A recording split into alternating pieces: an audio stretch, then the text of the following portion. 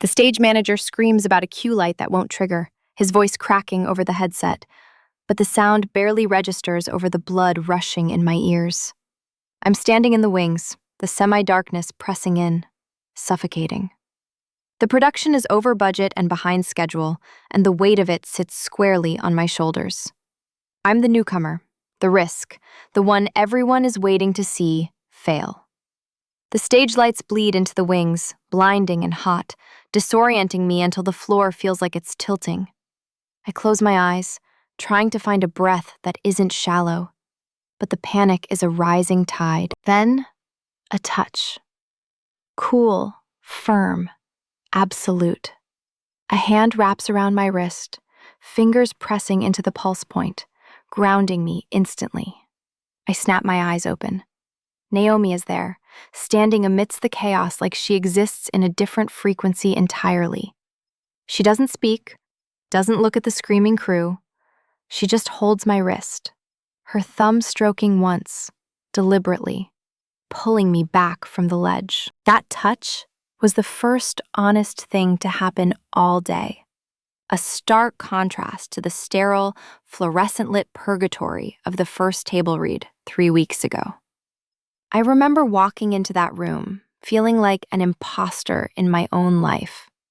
The air was stale, smelling of cold coffee and dry erase markers. But the moment Naomi walked in, the atmosphere shifted. It thickened. She didn't make an entrance, she simply altered the gravity of the room. I was the indie darling, the fresh face hired to bring raw vulnerability to the role.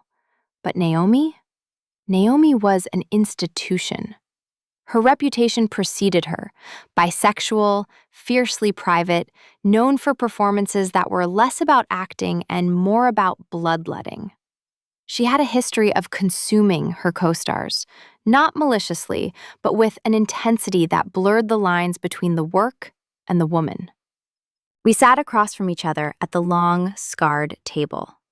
The script lay between us, a heavy binder filled with scenes of psychological warfare and a romance that was supposed to be as dangerous as it was inevitable. I kept my head down, focusing on the words, trying to ignore the way she was watching me. Her gaze felt physical, a weight on my skin that I couldn't shake. When we reached the first scene where our characters meet, a confrontation in a rain-slicked alleyway, I read my lines to the paper, my voice small, safe. I was projecting shy, hiding behind the character's hesitation because my own was too real. Naomi didn't pick up her cue. The silence stretched, uncomfortable and heavy. A few people shifted in their chairs. The director opened his mouth to speak, perhaps to prompt her, but Naomi held up a hand, a single, sharp motion that silenced the room. She hadn't looked down at her script once.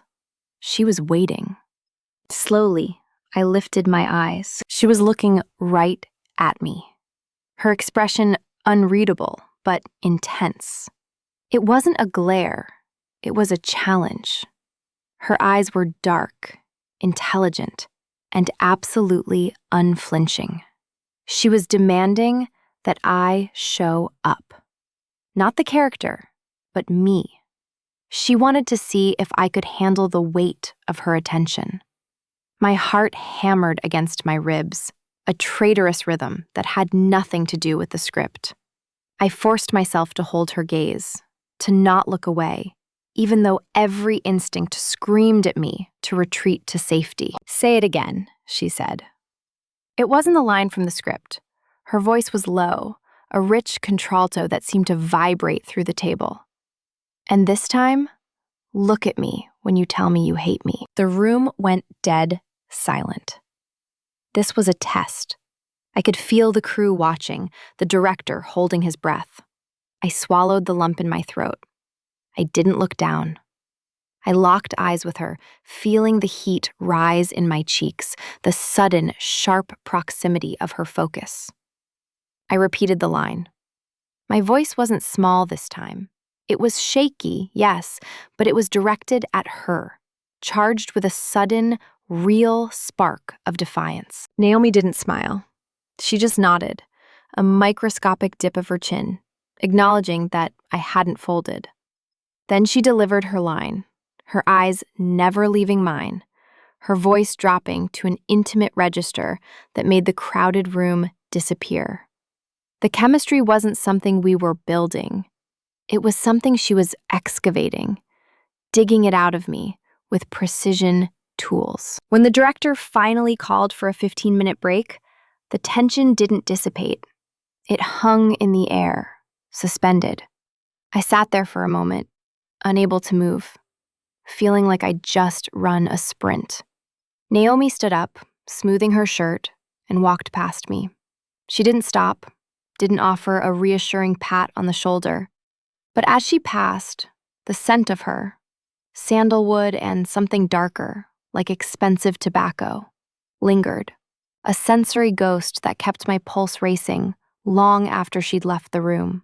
I realized then that I wasn't just acting opposite her. I was stepping into a ring. Blocking rehearsals strip away the safety of the table read. We are on our feet now, and the director, Marcus, is pacing the aisles, his frustration radiating like heat. He wants authentic heat, he keeps saying, throwing his hands up in the air. I need to believe you two would burn the city down for this. But I'm just hitting my marks, saying the words. The space between us feels less like a connection and more like a canyon. Naomi stands opposite me. She's wearing rehearsal blacks, severe and simple, highlighting the deliberate economy of her movement. We are blocking the argument scene from Act 1. It requires us to be toe-to-toe, occupying the same breath. Every time I step in, I stop an inch too safe. My instinct is to preserve personal space. The scene demands I invade hers. Cut, Marcus sighs, rubbing his temples. Again, closer. You're strangers on a bus, not lovers in a war. I reset. I step in. I can smell the floor wax, sharp and chemical, mixing with the stale dust of the velvet curtains. It's the smell of work, of repetition. But when I get close to Naomi, that scent is cut by the sheer heat radiating off her. You're anticipating the push, Naomi says quietly. The director is talking to the lighting designer, so it's just us in the center of the vast stage. Her voice isn't critical in a mean way. It's clinical, detached, like a surgeon noting a tremor in a hand. You're bracing for impact before I've even moved. I'm trying to hit the mark, I defend, though my voice sounds thin. Forget the mark, she says, stepping closer. She invades the safety gap I've left. The mark is wherever I am. We run the scene again. This time, as I launch into my defensive monologue, she doesn't just stand there. She shifts her weight. It's a predator's movement, subtle, coiled. It throws me off. I stumble over a line. Don't stop, she hisses, her eyes flashing. Use it. She steps into my space, forcing me to step back. This isn't the blocking. This isn't in the script. The script says she turns away. Instead, she crowds me. She is testing my reaction time, seeing if I will fold or fight back. I feel a spike of genuine adrenaline. My heart hammers a frantic rhythm against my ribs. I'm not thinking about the lines anymore.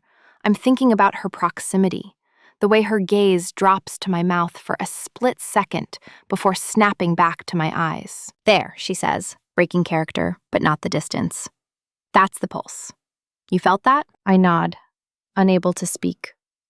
My skin feels electric, sensitized. That's what we need, she says, her voice dropping to that register that feels like a secret. Not the polite step back, the friction. She pulls back then, the moment breaking like a fever. We go again, and again. But the stiffness returns. I can't summon that lightning on command. When Marcus finally calls the day, I start to pack my bag, my movements jerky with suppressed shame. I just want to leave, to go home and scream into a pillow. Don't leave! Naomi's voice cuts through the noise of the crew packing up. I turn. She's leaning against the proscenium arch, a water bottle dangling from her fingers.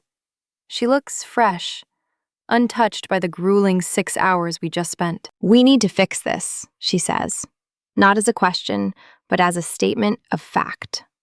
"Meet me back here in 20 minutes, once everyone is gone." It's an invitation and a command. The theater after hours is a different world, shadowy, silent.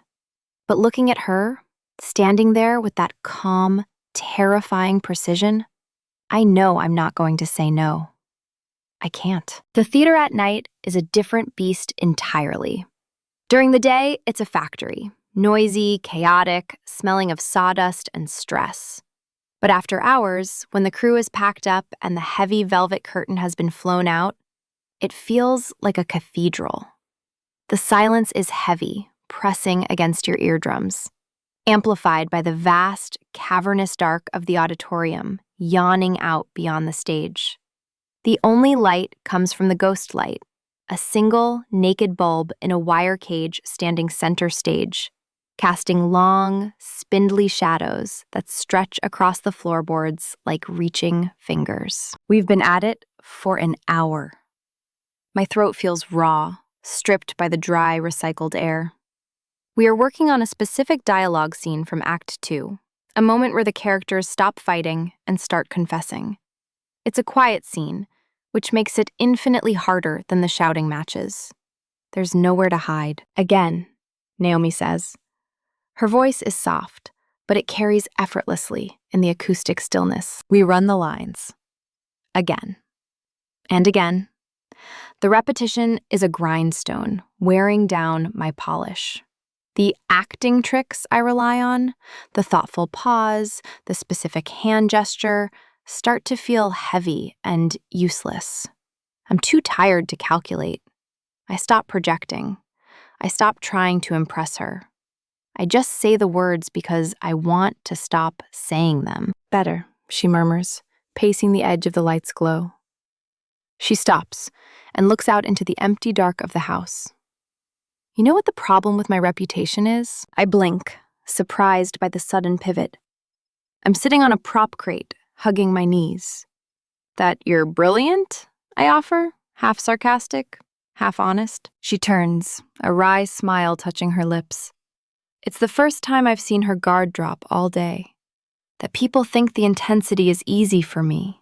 They assume I can just turn it on like a faucet because I've done it a dozen times. She walks over and sits on the floor near me, crossing her legs. She leans back on her hands, the severe posture of the rehearsal gone. But it costs me. Every time I have to manufacture that kind of heat with someone who's mentally checking their grocery list, it drains me dry. She looks up, her gaze pinning me, but gently this time. "I need a kernel of truth, even if it's tiny. I need to know that when we're standing there, you're not just reciting. I need to know you're actually feeling the pull." The atmosphere shifts. The professional distance that usually separates us, the invisible wall between star and newcomer, dissolves in the dim light. The air feels charged, not with the frantic energy of the day, but with something slower, heavier. I'm intimidated, I admit, the confession slipping out before I can check it. I'm terrified I'm going to be the one who breaks the spell, that I'm not enough for the scene. Naomi shifts. She doesn't move far, just a subtle slide across the floorboards. But suddenly, she is inside my personal space. The scent of her, that sandalwood and tobacco mix, is stronger now, warm and complicating my ability to think straight. "Fear is good," she says, her voice dropping to a murmur. "Fear means you have something to lose. If you weren't scared, I'd be worried." She leans in closer, challenging me to flinch, to pull back. I force myself to stay frozen. But don't mistake fear of the role for fear of me. Are you scared of the script? Or are you scared of this? She gestures vaguely between us, the space charged with static. "Both," I whisper. Good. Her eyes search mine, dark and unreadable in the shadows. That means it's working. She reaches out, her hand hovering near my knee, a question asked in the language of proximity. My heart hammers against my ribs, loud in the silence. I open my mouth to answer, to say something, anything. SNAP. A loud pop echoes through the theater, like a gunshot. The ghost light flares white hot for a fraction of a second, and then dies. The emergency work lights overhead fizzle out in unison. Darkness, absolute and suffocating, slams down on us instantly. The silence rushes back in, absolute and total. For a second, I don't breathe.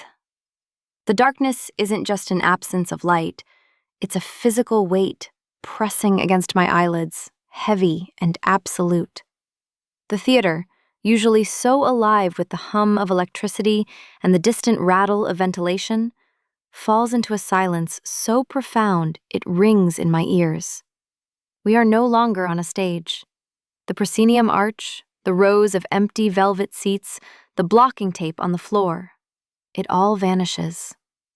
In the dark, the hierarchy dissolves. I am not the inexperienced co-star, and she is not the icon. We are just two women breathing in the black void. Stay put. Naomi's voice comes from everywhere and nowhere, stripped of the visual cue of her face. It's lower now, vibrating in the stillness. Don't try to move until your eyes adjust. The drop off the apron is steep. I reach out instinctively, my hand flailing in the empty air until I make contact.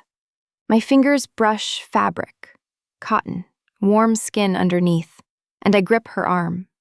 It's a reflex, a child seeking an anchor, but the moment my palm settles on her bicep, the dynamic shifts. I'm not holding on to a prop or a mark. I'm holding on to her. Her muscle is tense, solid under my fingers, and she doesn't pull away.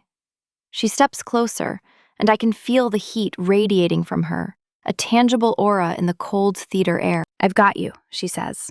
And the words feel less like reassurance and more like an agreement. We start to move, shuffling inches at a time toward where the wings should be. My other hand is out, guarding my face, but my focus is entirely on the connection of my hand on her arm. Without sight, my other senses flare to compensate. The smell of the theater changes as we move away from center stage. The chemical tang of floor wax fades, replaced by the dry, dusty scent of old canvas and timber. I smell the hemp ropes of the fly system and the metallic bite of the lighting rigs cooling down above us, sharpening the air. You're gripping too hard, Naomi murmurs, but she doesn't stop moving. I can't see anything, I whisper back. I don't know where the edge is. That's the point, she says. We stop moving for a second. In the dark, her voice seems to brush against my ear. You're trying to calculate the fall before you even jump. Don't look for the edge. Just feel where I am. She starts moving again, guiding me with a pressure that is gentle but unyielding. We navigate the obstacle course of the wings, the heavy sandbags weighing down the scenery, the thick coils of cable that snake across the floor like dormant pythons. I stumble once, the toe of my sneaker catching on a stage weight, and I pitch forward. I don't fall. Naomi's arm is there instantly, hooking around my waist, pulling me flush against her to steady me. The impact knocks the breath out of me. For a heartbeat, we are pressed together in the pitch black, her hip against mine, her arm a steel band across my back. It's the blocking we tried to rehearse earlier, the proximity Marcus was screaming for. But this time, it isn't staged. It's reactive. It's survival. And it's electric. My heart hammers a frantic rhythm that I know she can feel against her own chest. Her breath ghosts over my temple. She doesn't let go immediately. We stand there in the shadow of the wings, the heavy velvet of the main curtain brushing against my shoulder like a silent observer. The confusion swirls in my gut. Is she teaching me? Or is she holding me? Is this the lesson? Or is this the reality she spoke about, the kernel of truth buried in the performance? The line is so blurred I can't see it anymore. I don't want to move. I want to stay in this suspended reality where the dark hides my blushing cheeks and the way my hands are trembling. The emergency breakers are in the hallway, I say, my voice sounding foreign to my own ears. We should go reset them. Naomi releases me slowly, the loss of contact leaving a cold spot on my side. We could, she says, her tone thoughtful, lingering. Or we could wait it out. The breakers usually trip back on their own after a surge. It might take 20 minutes. 20 minutes is a long time to stand in the dark, I say. Then let's not stand in the dark, she replies. I can hear the smile in her voice, a sound that feels dangerous. The prop room is right here. It has a window. And it's quieter. She doesn't wait for an answer. She takes my wrist again, that same precise, claiming grip from the afternoon, and pulls. It's not a question. It's a scene change. And God help me, I follow her, leaving the vast, empty cavern of the stage for something smaller, tighter, and infinitely more terrifying. The prop room is a claustrophobic treasure chest, a secret pocket of the theater that feels entirely separate from the cavernous stage we just left. It's a graveyard of past lives. We stumble into the narrow space, and the air hits me instantly.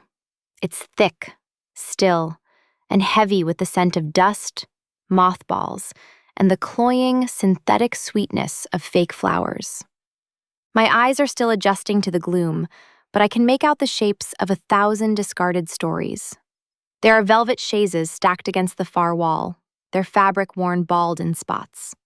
A row of mannequin heads stares blankly from a high shelf, wearing wigs from different centuries. Gilded mirrors, cracked and dull, lean against stacks of plastic fruit and antique telephones. It feels like a dreamscape, a place where time has collapsed in on itself. The only light comes from a small, high window that looks out onto the alley behind the theater. It lets in a wash of pale, amber street lamp glow that cuts through the dusty air in a solid beam, illuminating a patch of floorboards and leaving the corners in deep shadow. It's quiet here. The hum of the building is gone. The silence is absolute, amplifying the sound of our breathing. I turn to say something, to make a joke about the creepiness of the mannequins, to diffuse the tension that has been building since she grabbed my wrist in the dark. But the words die in my throat. Naomi closes the door. She doesn't slam it. She closes it with a deliberate, controlled motion. The click of the latch sliding into place is the loudest sound in the world. It echoes in the small room, sharp and final. It's a punctuation mark, a period at the end of a sentence I didn't know we were writing. She doesn't move away from the door. Instead, she leans back against it, her shoulder blades pressing into the wood. She crosses her arms over her chest, effectively barring the exit. She has locked the world out. The director, the crew, the expectations, the script, and trapped us in here together. The space suddenly feels much smaller. The air feels thinner, charged with an electricity that raises the hair on my arms. You're shaking, she says. Her voice is low, stripped of the projection she uses on stage. It's intimate. Too intimate. I'm cold, I lie. The lie is weak, and we both know it. It's 70 degrees in here, she counters, her tone dry.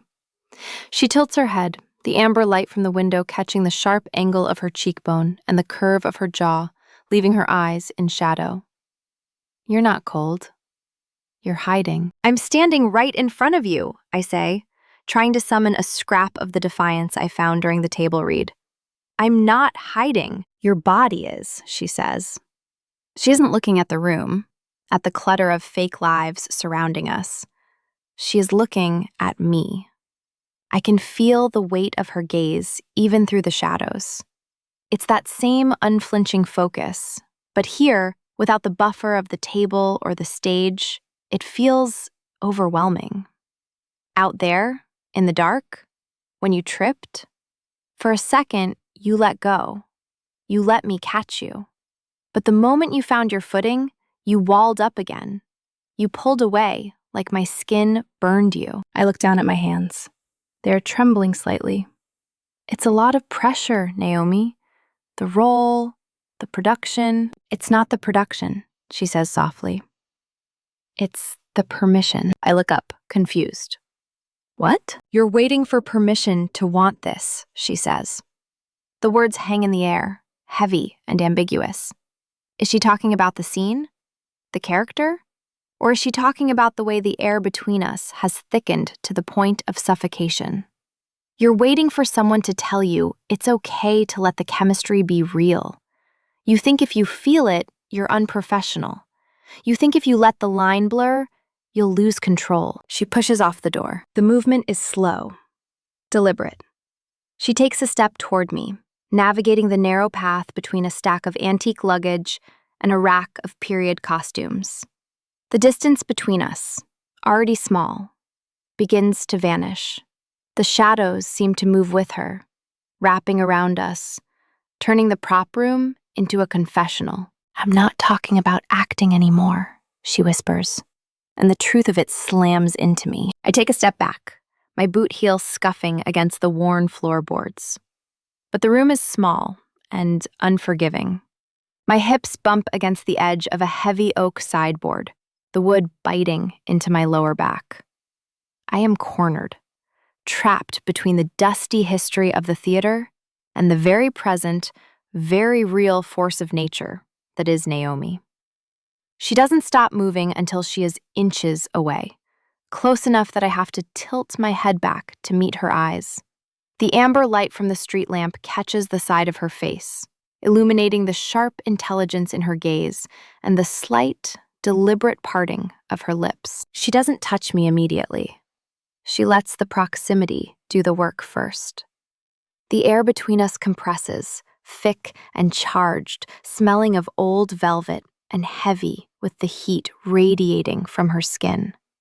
My heart is hammering a frantic rhythm against my ribs, a traitorous drumbeat that I know she can hear in the silence of the room. She leans in, the space between our bodies vibrating with a low, silent rumble. She raises her hand slowly, giving me every opportunity to flinch or push her away. I don't move. I can't. My breath hitches in my throat as her hands settle on the sideboard on either side of me, effectively caging me in. She isn't touching me yet, but her arms create a boundary, a private world where only the two of us exist. She shifts her right hand, moving it from the wood to my waist. Her touch is firm, possessive, her thumb pressing into the soft curve just above my hip bone. It's a safe zone, technically, a spot a dance partner might hold, but the heat of her palm sears through the thin fabric of my shirt. A jolt of electricity shoots up my spine, sharp and undeniable. My breath leaves me in a rush. There, she says, watching my pupils dilate. That catch in your breath. That's what the camera wants. She slides her hand up slowly, tracing the line of my ribcage. It's a slow, agonizing ascent. She isn't groping. She is mapping. She is teaching my body a language it has always known, but never spoken. I feel exposed, raw, stripped of every defense I walked in with. The dusty stillness of the prop room fades away. The watching mannequin heads, the cracked mirrors, they all blur into the background. There is only the heat of her hand and the dark pull of her eyes. Her voice drops to a husky whisper as her hand reaches my shoulder, her fingers curling over the muscle, grounding me. She lifts her other hand and reaches for my neck, her knuckles grazing the sensitive skin. My pulse is jumping there, a frantic bird trapped under the skin, and she rests her fingers over it, feeling the chaotic rhythm. Fast, she notes, a small, knowing smile touching her lips. Scared? Yes, I admit. because lying feels impossible in this light. Good. She leans in. The movement is slow, inevitable, like a tide coming in. Her gaze drops to my mouth, heavy and darkened, with an intent that feels dangerously real. My eyes flutter half shut. My body leans toward her instinctively, seeking to close the gap, to bridge the agonizing distance. I want her to close it. I want the release she just talked about. I want to know if the taste of her matches the scent. Her lips are hovering inches from mine. I can feel the warmth of her breath, the slight shift in air pressure. Every nerve ending in my body is screaming, lit up like a switchboard. I tilt my chin up, surrendering, ready to cross the line we've been dancing around for weeks. She stops. She holds the gap. A fraction of an inch. A chasm. She stays right there, in the red-hot center of the tension, denying us both the payoff. It's a masterclass in control. It's torture. Do you feel that? She whispers against my lips, not touching them. That pull?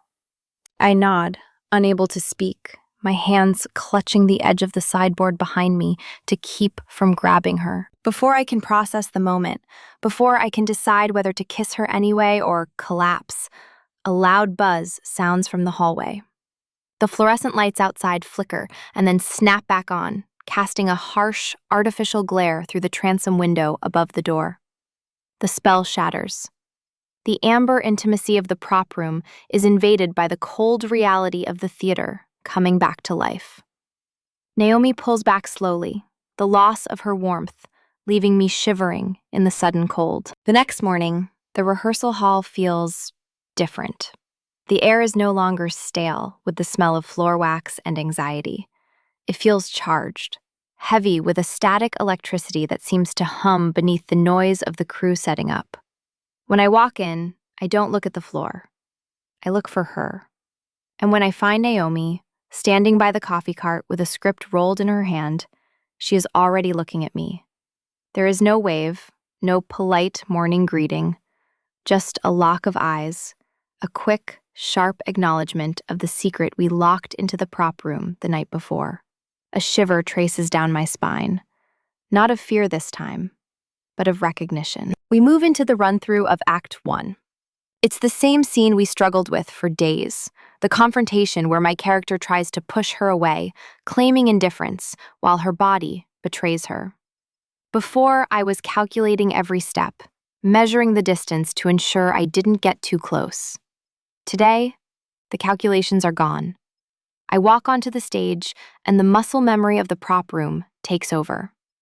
I remember the feeling of being cornered against the sideboard, the heat of her hand hovering over my hip, the absolute, terrifying thrill of the weight. "I don't want you here," I say. The line is the same, but the delivery is transformed. It's not shouted. It's breathless. It's a lie spoken by someone terrified of the truth. Naomi steps into my space. Yesterday, this was the moment I would flinch, the moment I would brace for the invasion. Today, I hold my ground. I let her get close, close enough that I can smell that sandalwood perfume again, close enough that the warmth of her body radiates against mine. I don't retreat. I look up at her, and I let the hunger I felt in the dark bleed into the light. The crew stops moving. The stage manager, usually barking orders into his headset, falls silent. Naomi reaches out. She doesn't touch me, not yet. She plays the game she taught me. Her hand hovers near my face, tracing the air where my cheek is, and the anticipation is a physical ache. I lean into the ghost of her touch, my eyes fluttering shut for a fraction of a second before snapping back to hers. "Liar," she whispers. It's the line from the script, but the way she says it, low, intimate, vibrating with knowing, lands somewhere deep in my chest. We finish the scene. The silence that follows is absolute. There is no cut, no sigh of frustration from the darkness of the house. For 10 long seconds, nobody moves. Then I hear the distinct sound of Marcus, the director, dropping his pen on his desk. "Okay," he says, his voice sounding slightly strangled. "We keep that. Don't change a single breath of that." Naomi catches my eye. A tiny, almost imperceptible smirk tugs at the corner of her mouth. It's a private victory, a silent conversation that says, "I told you." The rest of the week blurs into a haze of sensory overload. The lines of the play start to feel like they were written specifically for us, for this precise, dangerous dynamic we've cultivated. Every rehearsal becomes a high-wire act. When the script calls for her to grab my arm, her grip is firm, familiar, triggering a rush of dopamine that has no place in a professional setting. When I have to bandage her wound in Act 2, my hands linger on her skin a second longer than necessary, feeling the pulse beneath her wrist, proving to myself that she is just as affected as I am. The boundaries don't just blur, they dissolve. It spills off the stage. In the narrow backstage corridors, passing each other becomes a friction point. We squeeze past one another in the hallway leading to the dressing rooms, and the brush of our shoulders feels like a collision. Once, she reaches out to fix a collar that isn't crooked, her knuckles grazing my throat, and I almost forget how to walk. Another time, during a lighting hold, we sit on the edge of the stage, legs dangling, not touching, but close enough that the heat transfers between our jeans. We don't talk about the prop room. We don't have to. The memory of it is the third person in every conversation, the subtext of every glance. I stop worrying about the production budget or the critics. I stop worrying about failing. The only thing that matters is the next scene, the next moment I get to step into the light with her and let this terrifying, wonderful chemistry breathe. I am no longer acting. I am simply existing in her orbit. And for the first time in my life, I am not looking for the exit. Then the calendar runs out. Tech week ends. The dress rehearsal passes in a fever dream of costumes and quick changes. Suddenly, it is Friday. The call time is posted. The theater is no longer a private sanctuary for our secret experiments. The doors are opening. The audience is coming. And the safety of the rehearsal room is about to be stripped away by the blinding reality of opening night. Opening night hits the theater like a physical blow. The atmosphere backstage, usually a controlled, chaotic hum, has spiked into a fever pitch of adrenaline and hysteria. The air is thick, almost chewable, smelling of burnt dust from the overheated lighting rigs, the chemical sting of strong hairspray, and the metallic tang of fear. The dressing room is a blur of activity. Makeup artists dabbing at sweat that hasn't even formed yet, costumers fussing with hems that are perfectly straight. I sit in my chair, staring at my reflection in the bull-blind mirror, but I don't recognize the woman staring back. She looks composed, painted, ready. For the last week, inside the safety of the empty theater, the chemistry between Naomi and me has felt like a force of nature, inevitable, undeniable. But now, listening to the low, terrifying rumble of 700 people taking their seats on the other side of the curtain, a cold seed of doubt takes root. What if it was just the isolation? What if the connection we built in the quiet of the prop room evaporates in the suffocating noise of the packed house? 5 minutes to curtain, the stage manager's voice crackles over the tannoy, sounding oddly distant. I stand up, my legs feeling like they belong to someone else, and navigate the labyrinth of the backstage area. I dodge stagehands clad in black, who move with the silent urgency of assassins. I find my place in the stage left wings, the exact spot where I stood that first day when the panic nearly took me under. The darkness here is familiar, but tonight it feels charged, vibrating with the energy of the beast waiting in the auditorium. I close my eyes, trying to find my breath, trying to summon the memory of the prop room, the smell of sandalwood, the feeling of being anchored. Then I feel it. A shift in the air pressure beside me. I don't need to open my eyes to know she's there. Breathe, Naomi whispers. I open my eyes. She is standing inches from me, transformed. In full costume and stage makeup, she looks devastating, severe, beautiful, untouchable. But her eyes are the same, dark, intelligent, and locked onto mine with a terrifying intensity. She isn't looking at the set. She isn't checking her props. She is looking at me, grounding me in the chaos just by existing. She reaches out, her hand finding the back of my neck. Her fingers press into the exact spot she traced in the prop room, her thumb resting on my pulse. The touch is electric, immediate. It cuts through the noise of the overture starting up, cuts through the fear, cuts through the doubt. My shoulders drop. My heart aligns with the rhythm of her thumb stroking my skin. "Don't play to them," she murmurs, leaning in so close her lips brush my ear, her voice a secret amid the noise. "Play to me, just like we practiced." The double meaning hangs in the air, heavy and thrilling. Just like we practiced. Not the blocking, not the lines, the heat, the surrender. "Places," the stage manager hisses. Naomi squeezes my neck once, hard. A promise and a challenge, and then steps away. The cue light turns green. We step out of the wings, the sudden rise in temperature hitting us like a physical wall. The air is thick, smelling of ozone and anticipation. I can't hear the individual breaths of the audience, just the heavy, collective presence of 700 people watching. The only thing that feels solid, anchoring me in the chaos, is Naomi. The play begins, but it doesn't feel like a performance. It feels like a free fall. When she speaks, I don't hear lines, I hear her. When I move, I'm not hitting a mark. I'm being pulled by the gravity she generates. The scene where we fight, the one that used to terrify me, feels dangerous and alive. I step into her space, invading her boundaries, and she meets me there, her eyes flashing with a fire that is entirely real. The silence from the audience is heavy, a collective holding of breath.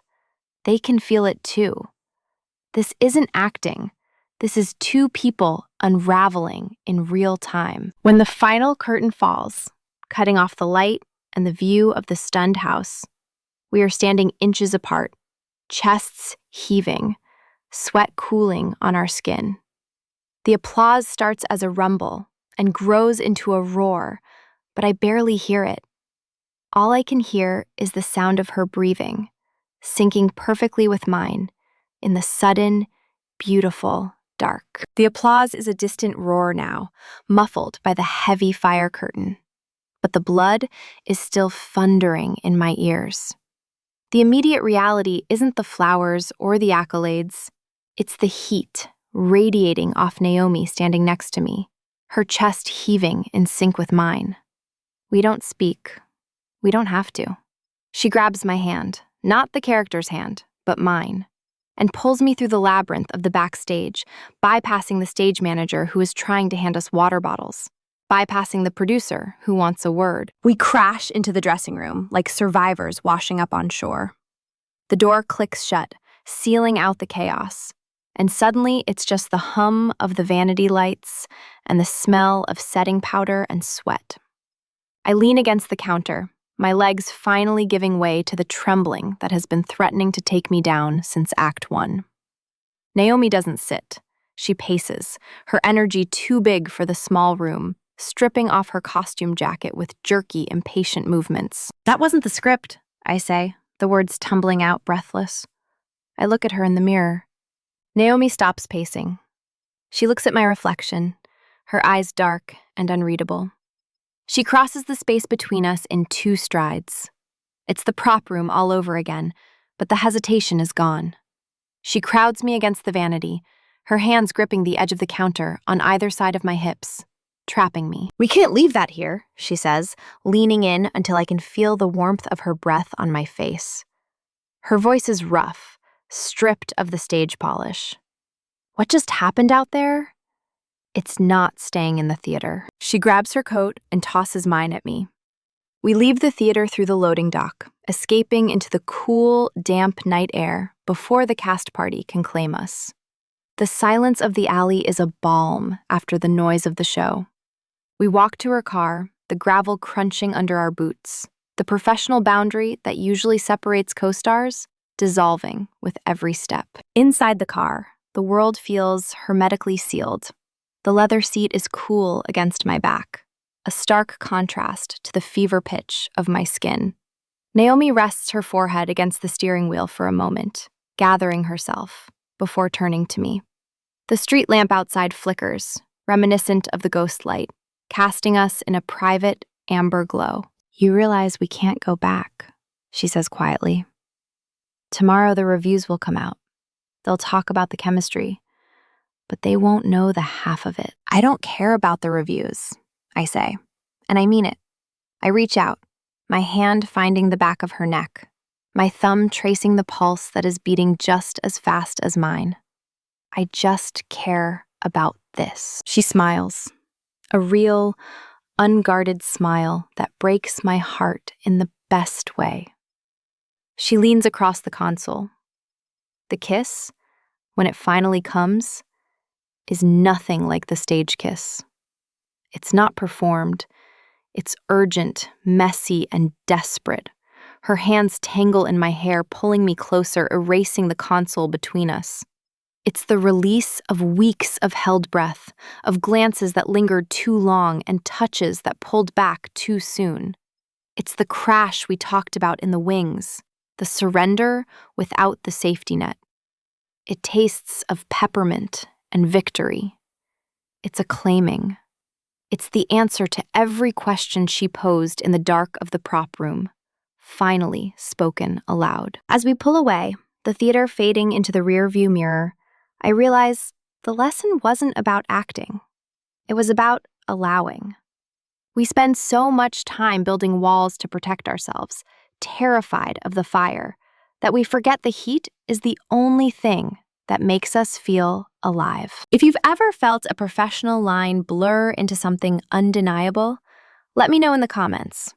Subscribe for more stories from behind the curtain.